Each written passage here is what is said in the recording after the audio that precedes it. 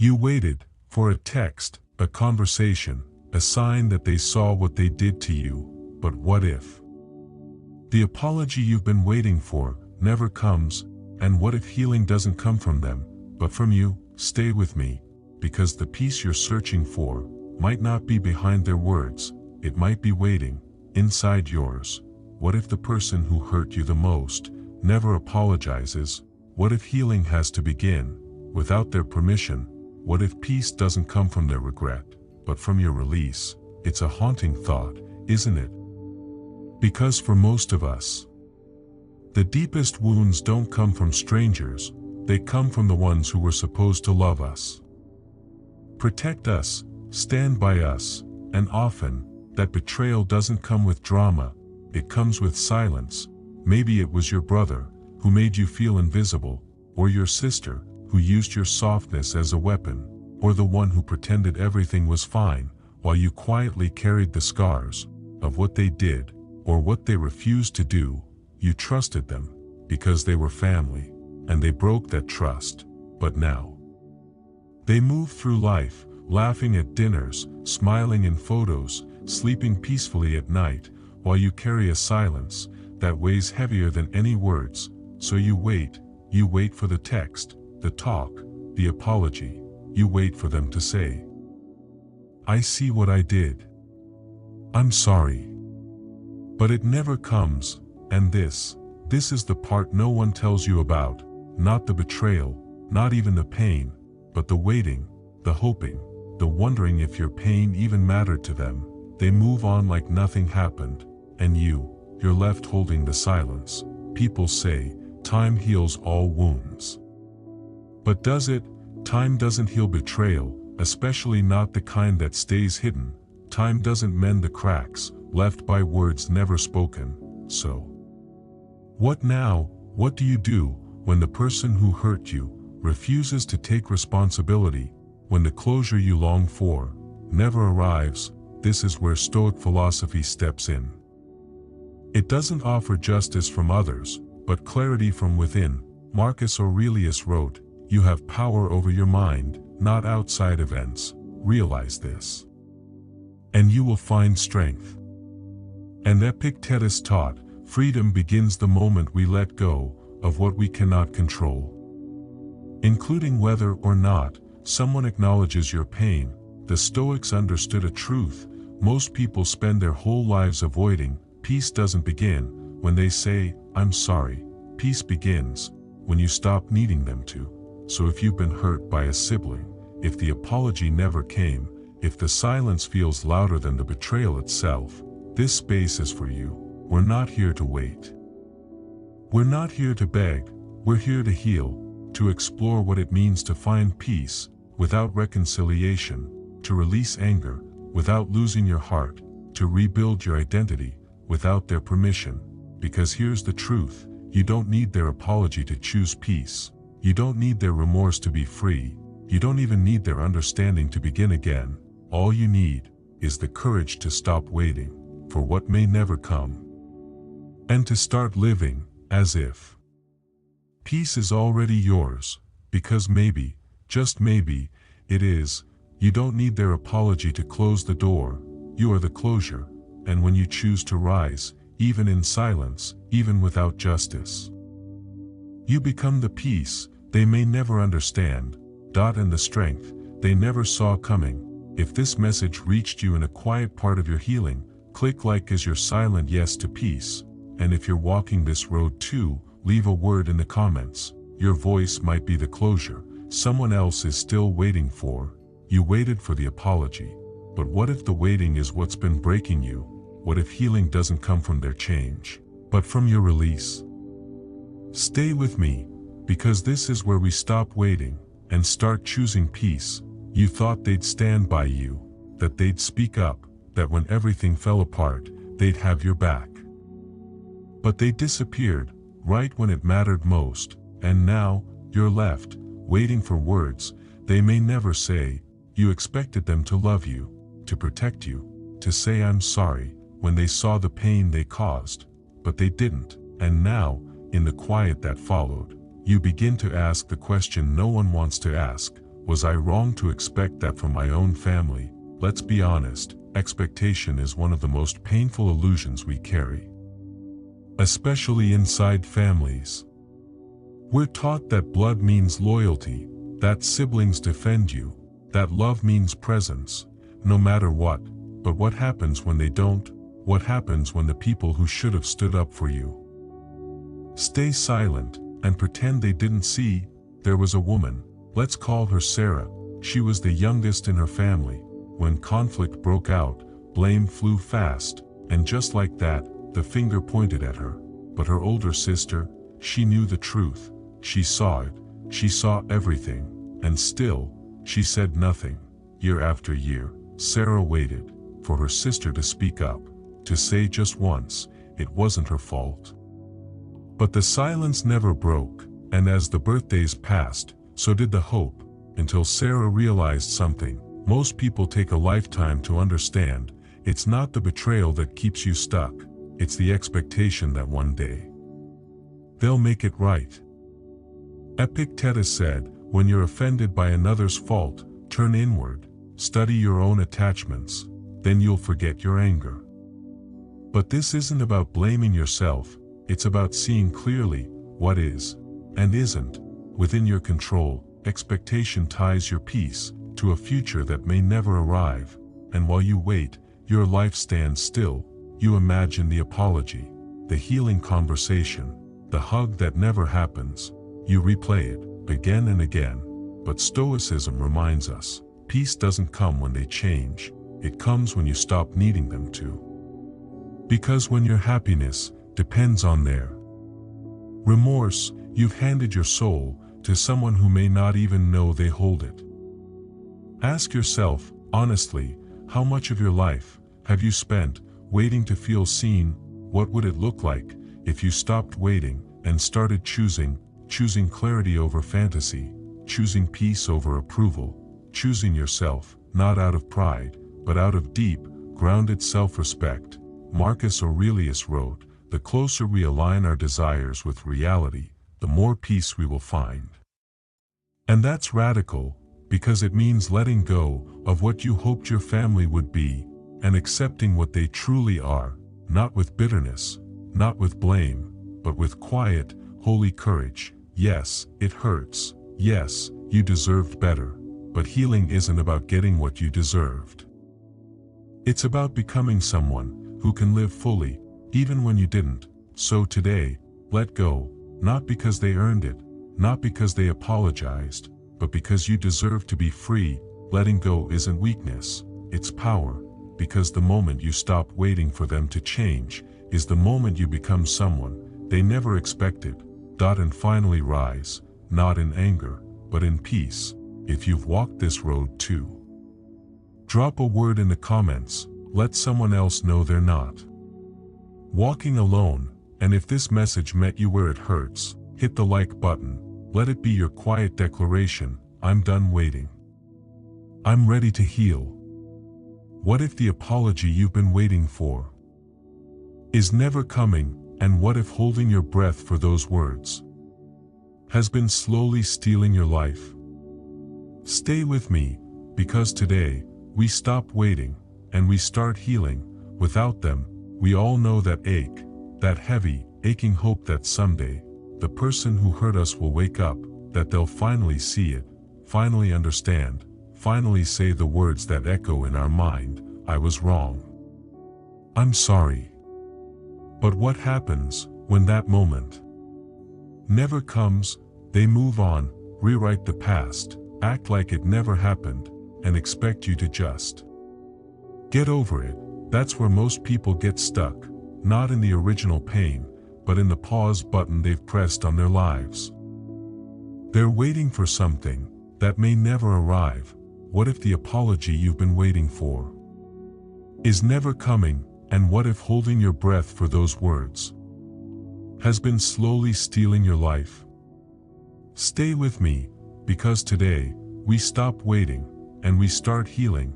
Without them, we all know that ache, that heavy, aching hope that someday, the person who hurt us will wake up, that they'll finally see it, finally understand, finally say the words that echo in our mind, "I was wrong. I'm sorry."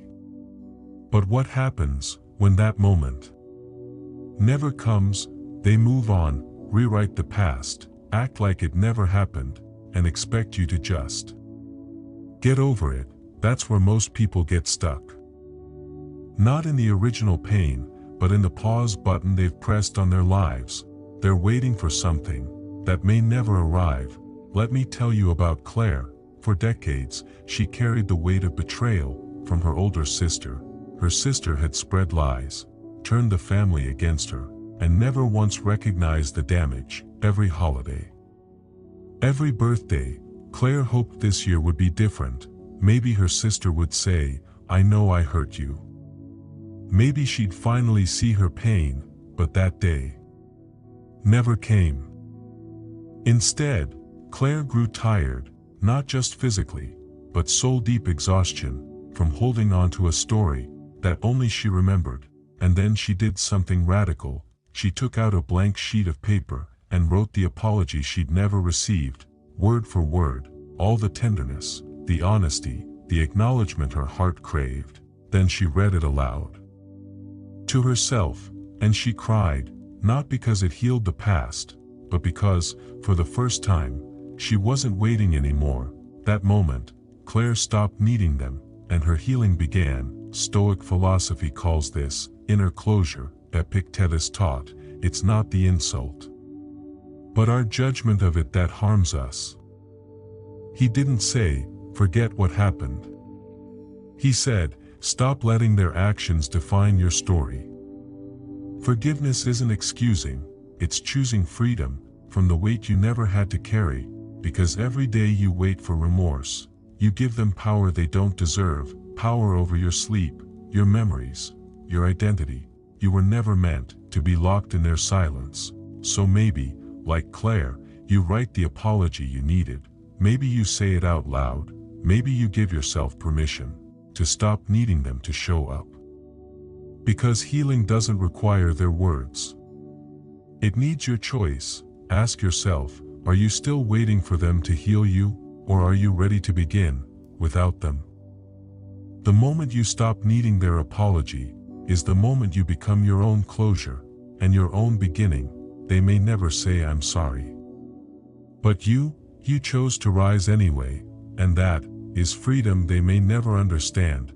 If this touched you, hit the like button, let it be your silent I'm ready to heal. And if you've walked this road, share a word in the comments, because your voice might be the closure someone else is still waiting for. You don't need their apology, you are the closure. They said you're quiet because you're weak, but what if silence is your superpower?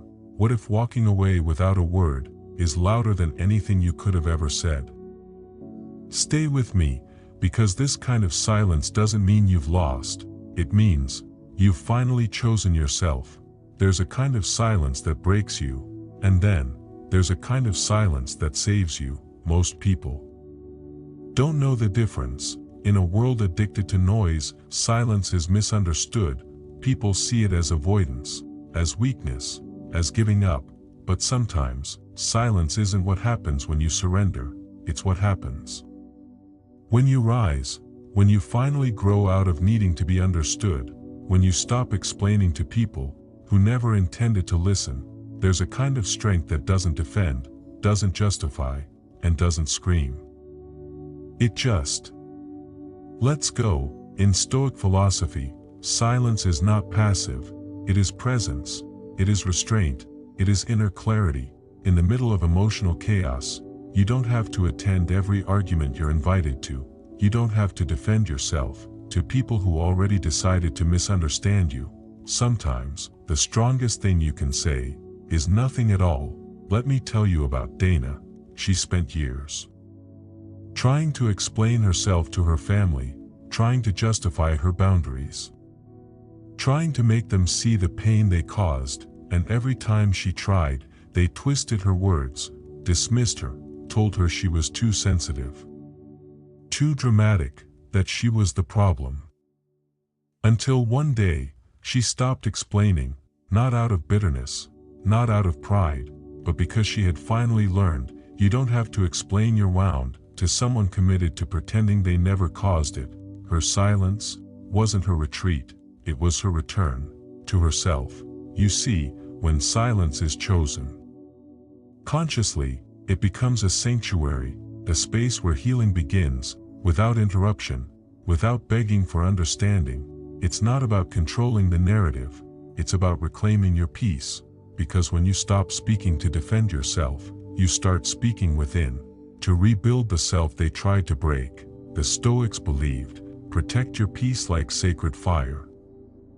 Marcus Aurelius wrote, the best revenge is to be unlike the one who wronged you. And what is more unlike them than stillness in the face of their noise? You don't need to scream to prove you were hurt. You don't need to argue to prove you were right. You don't need to be loud to be whole. The people who refuse to hear you when you spoke your truth don't get to decide how loud your story needs to be. So if you've been silent lately, by choice, not fear, know this: you are not hiding, you are healing, you are not weak.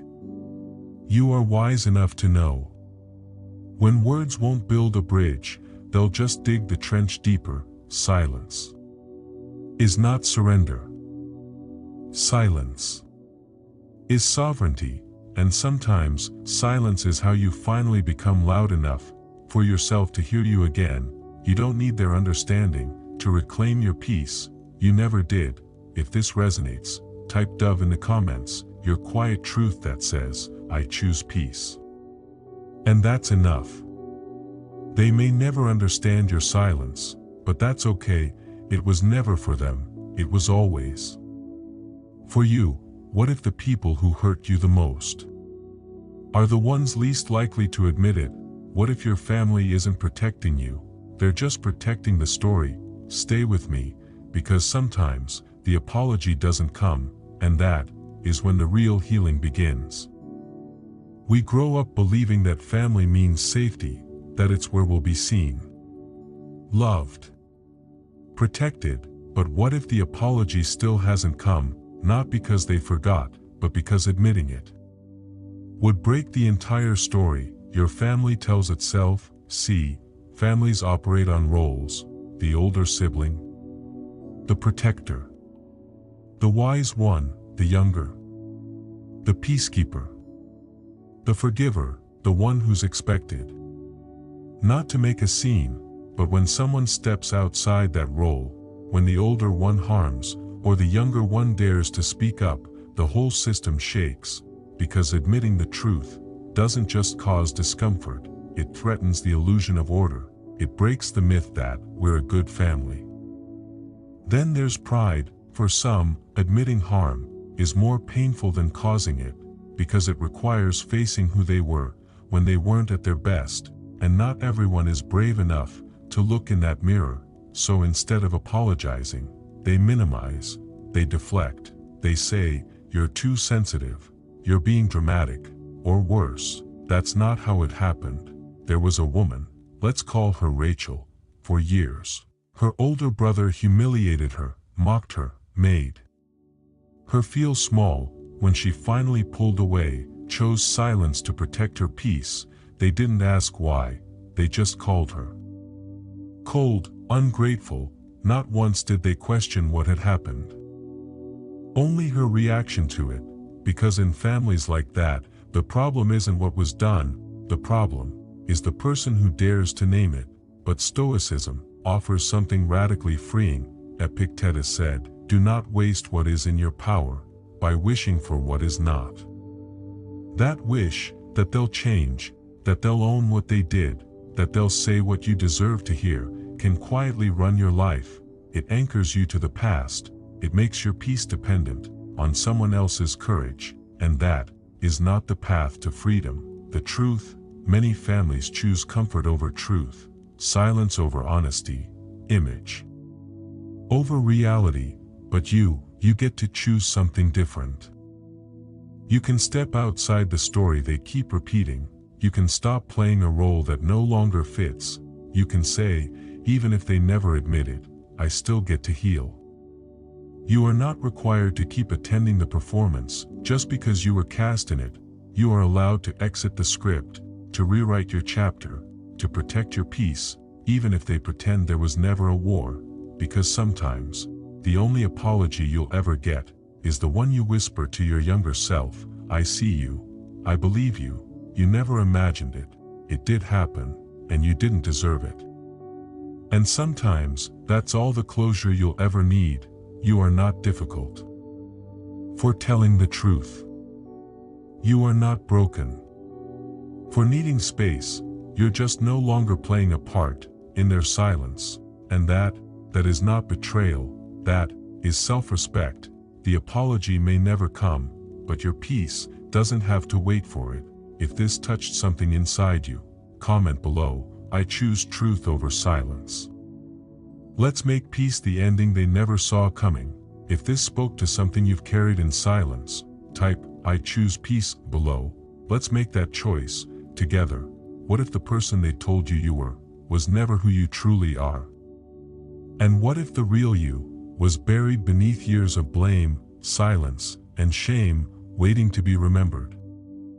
Stay with me, because today, we don't just heal, we reclaim the story they tried to rewrite. There's a special kind of hurt that doesn't just wound your heart, it fractures your sense of self. It's not just what they did, it's what it made you believe about who you are. Betrayal, especially from family, goes deeper than disappointment. It can rewrite your identity without you even realizing it. Because when someone you love denies your truth, ignores your pain, or labels you as the problem, you start to wonder, maybe they're right. Maybe I was too much. Maybe I did ask for too much. Maybe I am the selfish one. But here's what no one tells you: being misunderstood by people who never tried to understand you does not make their version of you true, it just makes it familiar, and familiarity is dangerous, because the longer you live in their story, the more you forget that you have the right to write your own. Let me tell you about someone I knew. We'll call him Daniel. He was the difficult one, the cold one, the ungrateful one. But if you looked closer, you'd see something different. You'd see the sacrifices, the weekends spent helping his parents, the money quietly given, the emotional support offered even when none was returned. But Daniel had one trait his family couldn't accept. He refused to follow the rules that didn't make sense. He said no when things felt wrong. He asked questions no one wanted to answer, so they called him selfish. And after years of hearing that, he started to believe it. He carried guilt for simply protecting his peace. Can you relate? Have you ever been called cold just because you finally set a boundary? Have you ever been told you were too much when all you did was ask for respect? That's the danger of betrayal inside family. It doesn't just hurt your heart, it hijacks your self-perception, and unless you're careful, you'll spend your life trying to prove them wrong, instead of living what's right for you. So how do you rebuild who you are when the mirror they handed you is cracked? You begin by taking it back. You begin by rewriting your story, not the version they told at gatherings, not the one shaped by guilt or silence, but the one that is true. The Stoics believed your identity is not given to you by others, it's chosen by how you live. Marcus Aurelius wrote, "You have power over your mind, not outside events." Realize this, and you will find strength. In other words, you get to define who you are, not the brother who dismissed you, not the parents who labeled you, not the system that silenced you. Here's one practice I love: sit down and write your story on your terms. Who are you when no one's watching? What values guide your quiet decisions? What truth lives in you that no one else could see? This isn't about revenge. This isn't about rewriting the past. This is about reclaiming your now, because you are not the villain in their story, you are the author of your own, and your identity, your real one, is not fragile, it was just buried under years of noise and blame. So dust it off, speak it aloud, and walk in it, without shame. You are not selfish for having needs, you are not cold for walking away, you are not dramatic for feeling pain, you are human, you are healing, and you are free to choose who you become, starting now. You are not the label they gave you, you are not the guilt they handed you, you are not their misunderstood version of your truth. You are the one who walked away, not to escape, but to come home to yourself, and no matter who never saw the real you, you see you now, and that changes everything. If this felt like truth in your bones, share your voice below. You're not alone in reclaiming who you are. What if loving them doesn't mean staying close? What if the bravest kind of love is knowing when to let go? Stay with me, because real love doesn't demand your silence, it begins where the truth does. There's a myth many of us carry, a quiet, inherited belief that says, because we're family, we have to stay connected, no matter how much it hurts. But what if that's not love? What if that's just obligation disguised as loyalty? Let me ask you something. Have you ever kept showing up for someone, not because you felt safe, but because you felt guilty? Have you ever silenced your truth, just to keep a relationship afloat? If so, you're not alone, and you're not wrong for wanting more, because real love, mature love, doesn't demand your silence, it doesn't punish your boundaries, it doesn't call you selfish, just because you started choosing yourself. Sometimes, the most loving thing you can do is walk away, not with bitterness, but with clarity. You see, mature love understands something many people never learn. Closeness is not love, control is not love, and sacrifice is not love. If it costs you your peace, we're told, blood is thicker than water. But what good is blood if it becomes poison? I once heard the story of a woman, let's call her Naomi. Her younger brother had stolen from her, more than once. Money, trust, even private family information, and every time she tried to hold him accountable, the family told her, be the bigger person. Let it go. Don't divide the family. But what they really meant was, pretend nothing happened, protect the image, stay silent. For the sake of peace. Only. It wasn't peace, it was pressure. So Naomi did the unthinkable. She stopped engaging, she didn't scream, she didn't shame, she simply stepped back, and the world didn't collapse. She still loved her brother, she still wished him healing, but she no longer gave him access to the parts of her he continued to damage. That's not rejection, that's self-respect. Because here's the truth, forgiveness is not the same as reunion. Forgiveness is letting go of resentment, reunion is earned, with truth, with change, with accountability. Stoic philosophy teaches us this, that truth, not comfort, is the foundation of any relationship that hopes to last. Marcus Aurelius once said, if someone can prove me wrong and show me my mistake, I will gladly change. I seek the truth, which never harmed anyone. But when people choose image over truth, silence over responsibility, control over reflection, the relationship can't grow, and you are not cruel for accepting that, you are not cold for saying, I love you, and I can't keep doing this. Love doesn't mean endless tolerance, it means mutual care, mutual honesty, mutual safety. If only one person is doing the healing, if only one person is telling the truth, if only one person is being held accountable, that's not love, that's imbalance. And the moment you recognize that, you're allowed to adjust your closeness, you're allowed to set limits, you're allowed to say, I don't hate you. I just finally love myself enough to stop bleeding for connection. Mature love knows when to stay, and it knows when to step back. It doesn't ask for revenge, it just asks for reality. So if you've been struggling, with the guilt of letting go, of choosing distance. With someone you're supposed to stay close to, let this be your permission. You don't need their agreement to stand in your truth, you just need your own alignment, because when you stop betraying yourself to belong, you start becoming someone you can finally trust. You don't owe anyone your closeness, just because you share blood, and you don't need their approval to honor your truth. This isn't betrayal, this is you, finally choosing to love, without losing yourself. Because the most radical act of love is loving yourself enough to walk away with grace, and never look back for permission. If this spoke to you, leave a quiet yes in the comments. You're not alone in this journey. What if your anger was never the problem, but holding on to it, that might be?